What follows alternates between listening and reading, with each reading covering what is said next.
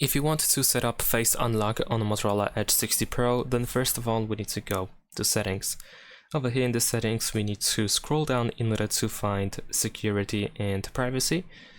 Then choose device unlock and you should be able to find face unlock over here. Enter the screen lock password in order to proceed. And then press setup over here in the bottom right corner. We have some information that we can read before we start setting up the face data. So just press setup and you should open the front camera and you need to point the camera towards your face. You need to align your face over here.